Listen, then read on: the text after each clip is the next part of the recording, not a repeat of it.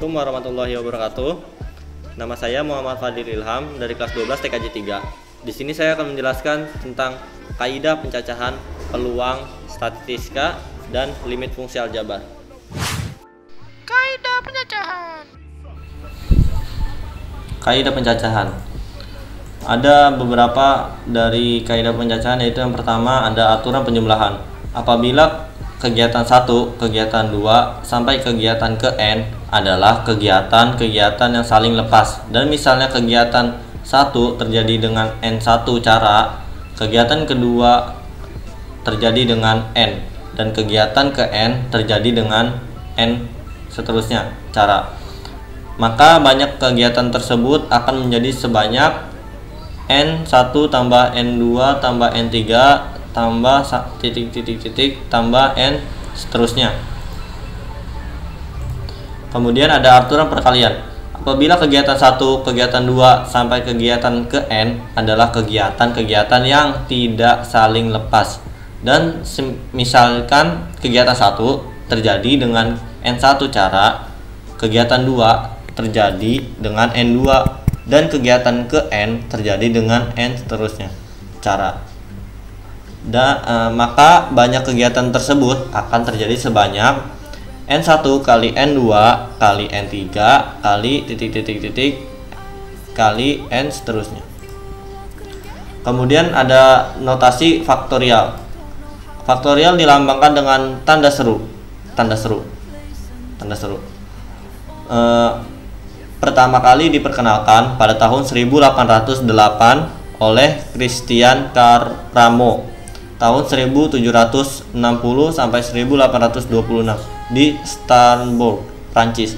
Beliau menggunakan simbol ini untuk menghindari kesulitan percetakan yang disebabkan simbol yang digunakan sebelumnya. N tanda seru dibaca N faktorial. Didefinisikan N faktorial sama dengan N kali N-1 kali N-2 kali N-3 kali seterusnya, di mana N adalah bilangan asli dari 0 faktorial sama dengan 1. Kemudian permutasi. Permutasi adalah penyusunan unsur dengan memperhatikan urutan. Rumusnya sebagai berikut: NPR sama dengan N faktorial per N min R faktorial. Kemudian kombinasi. Kombinasi adalah suatu susunan dari N elemen berbeda di mana urutan tidak diperhatikan. Banyakkah kombinasi R elemen dari N elemen berbeda diberi notasi C N R atau C N pangkat N R atau C N R atau N per R, di mana N lebih kecil dari N. Rumusnya NCR per N faktorial per N min R faktorial R faktorial. Contoh soal. Itu contoh soal cacahan. Selesai pertandingan, tim basket yang terdiri dari 5 orang pemain akan berfoto bersama pelatih. Banyak cara mereka dapat berfoto bersama apabila posisi pelatih harus berada paling kiri atau kanan adalah titik-titik cara. Nah, di sini dari banyaknya posisi pelatih itu banyak sama dengan 2 cara. Nah, di sini banyak timnya itu kan ada A B sama dengan BA, itu kan berbeda, berarti dia makanya permutasi. Nah, di sini ada 5 orang pemain, jadi N itu 5 permutasi R itu kan jadi 5. Nah, terus di sini 2 5 permutasi 5 kan sama dengan 5 faktorial. Nah, 2 kali di sini 5 faktorial itu kan 5 kali 4 kali 3 kali 2 kali 1 sama dengan 5 kali 4 itu kan 20 kali 3 60 kali 2 120 kali 2 jadi 240. Jadi banyak cara untuk fotonya itu ada 240 cara. Peluang. Kemudian ada peluang. Peluang adalah besar probabilitas atau kemungkinan berlangsungnya suatu kejadian. Konsep peluang ini tidak hanya diterapkan pada hal-hal yang bersifat sederhana seperti permainan dadu, melainkan pada hal yang lebih kompleks seperti investasi, ramalan cuaca, asuransi, dan lainnya. Konsep dasar peluang. Ada ruang sampel. Ruang sampel adalah himpunan semua kemungkinan hasil yang didapat dari suatu percobaan. Ruang sampel biasanya dinyatakan sebagai S. Contohnya, ruang sampel dari dadu adalah angka 1, 2, 3, 4, 5, dan 6. Kemudian ada titik sampel. Titik sampel adalah bagian dari ruang sampel. Contohnya adalah saat kamu melempar sebuah dadu. Saat satu dadu kemungkinan angka yang akan keluar adalah 4. Kemudian ada rumus peluang. Untuk rumus peluang sebagai berikut adalah peluang A sama dengan NA per NS. Contoh soal. Dalam sebuah kotak terdapat 6 bola merah dan 8 bola kuning. Diambil 2 bola sekaligus dari kotak itu. Peluang terambil 1 bola merah dan 1 bola kuning adalah, ini jawaban A, B, C, dan E. Nah, pertama itu kan kita cari 1 bola merah dari 6 bola merah. Kita menggunakan rumus kombinasi.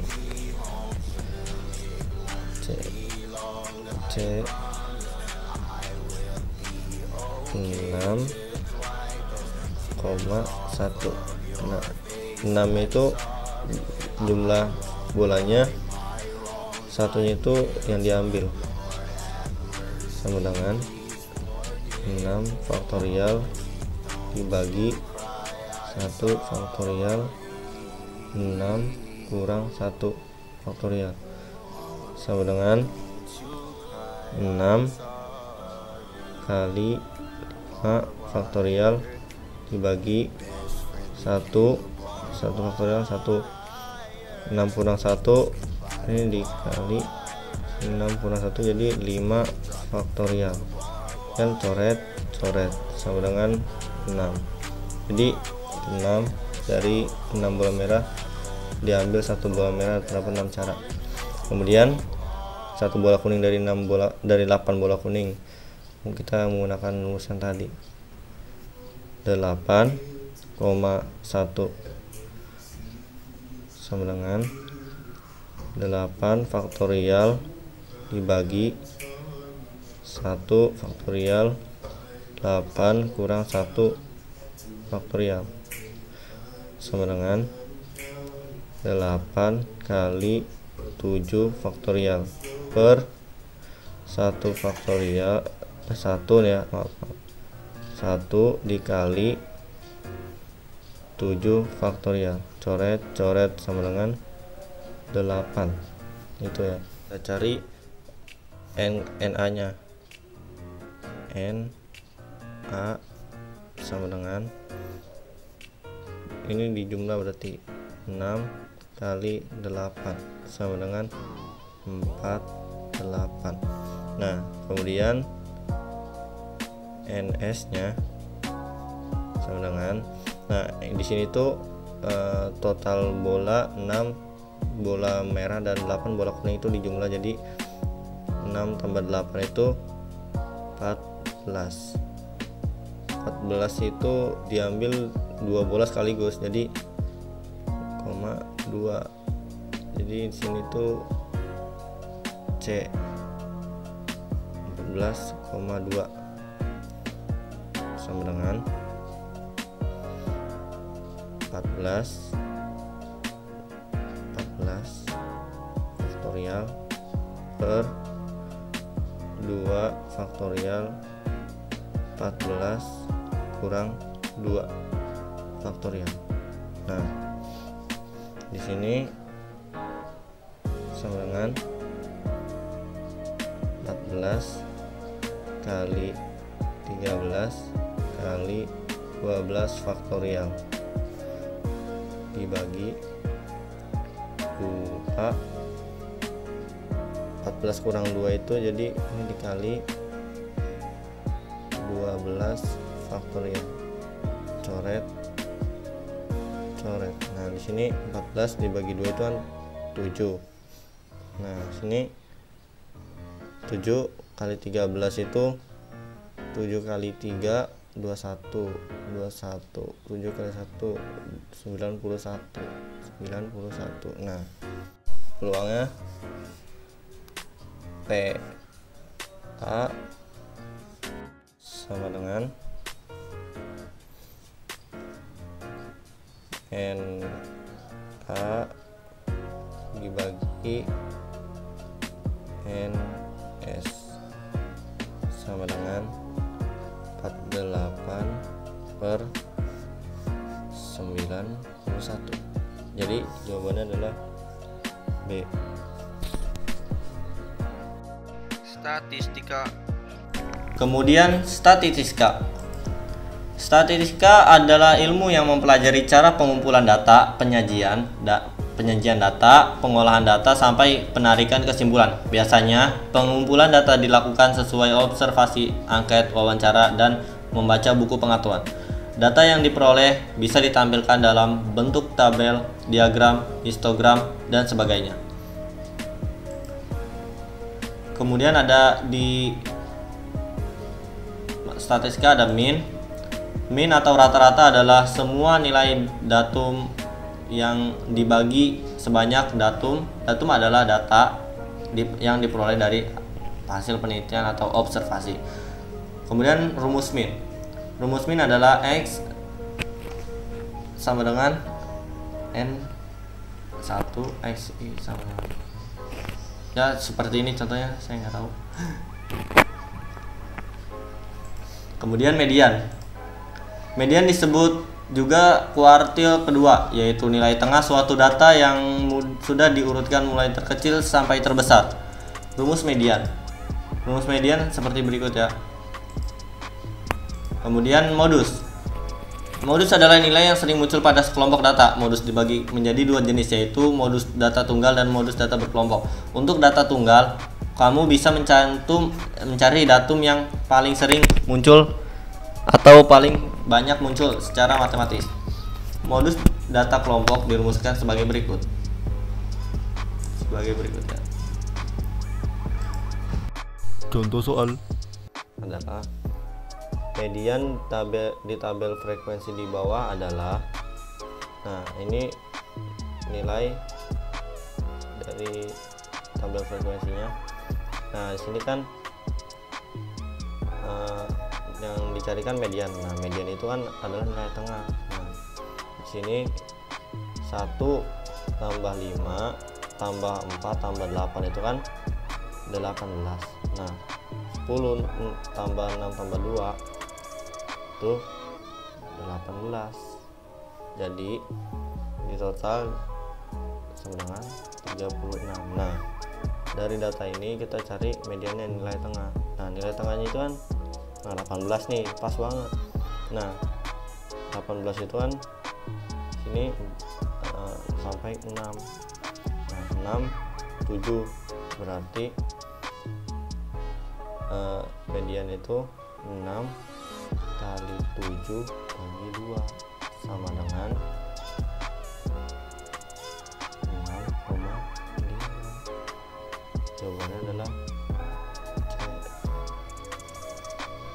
Jadi dari 18 tambah 18 kan 36. Nah 36 itu kan tengah-tengahnya nih itu 1,5 sekian sampai 18, terus 19 sampai 36. Nah ini tuh titik tengahnya nih, kan dia genap. Kalau genap kan 2, jadi gini. Kalau ganjil kan tengah-tengahnya, contohnya 1 sampai 5. Nah pasti 2, 3, 4. Nah itu kan 3. Kalau genap kan 6, dia ada 2. Nah makanya itu tengah-tengahnya itu kan di sampai sini nih, 6 dan 7 dibagi di seperti itu. Limit fungsi aljabar. Kemudian limit fungsi aljabar. Limit bisa diartikan sebagai menuju suatu batas sesuatu yang dekat tetapi tidak bisa dicapai. Pada bahasa matematika, keadaan ini biasa disebut limit. Kenapa harus ada limit? Karena limit menjelaskan sesuatu fungsi jika batas tertentu didekati.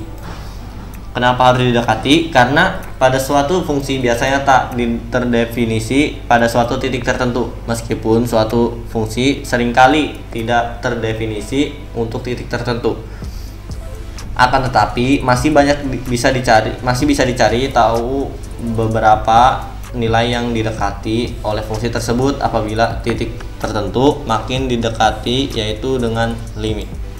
Rumus limit sebagai berikut. Lim fx sama dengan L, lim x mendekati A. Kemudian sifat fungsi limit aljabar. Jika n adalah bilangan bulat positif, k konstanta, f dan g ialah fungsi yang mempunyai limit di C, maka sifat-sifat yang berlaku yaitu sebagai berikut. Ada 9 contoh. Kemudian macam-macam metode limit aljabar. Metode substitusi. Metode substitusi hanya mengganti perubahan yang mendekati nilai tertentu dengan fungsi aljabarnya. Metode pemfaktoran. Metode pemfaktoran dipakai jika metode substitusi yang menghasilkan nilai limit tidak terdefinisikan. Metode membagikan perangkat. Metode membagi pangkat tertinggi penyebut. Metode pembalikan dengan faktor cakap. Contoh soal. Dari soal ini kita akan menggunakan cara turunan. Nah ini kan lim x mendekati 2, 3x pangkat 2 min 4x min 4 dibagi penyebutnya itu 2x pangkat 2 ditambah x min 10. Nah di sini kalau hasilnya 0 per 0. Nah kita menggunakan rumus turunan. Nah ini kita turunin, yaitu 2 kali 3 kali 3 itu jadi 6x. Nah ini kita turunin jadi min 4. Nah min 4 kita turunin habis. Nah penyebutnya itu kita turunin ini jadi 4x x jadi 1. Nah ini ya kita turunin nih x nya jadi 6 kali 2, ini 2 maaf, ini 2 di 4 per 4 kali 2 tambah 1 sama dengan 6 kali 2 itu kan 12 kurang 4 jadi 8 per ini 4 kali 2 kan 8 tambah 1 jadi 9. Sepertinya hanya itu saja yang dapat saya sampaikan. Kurang lebihnya mohon maaf apabila ada kesalahan kata atau kesalahan cara yang saya presentasikan tadi. Kita harus tetap belajar walaupun pelajaran itu sesulit apapun, karena thalabul ilmi farizatun ala kulli muslimin wal muslimah. Itu menuntut ilmu itu wajib bagi setiap muslimin dan muslimah. Sekian, wassalamualaikum warahmatullahi wabarakatuh.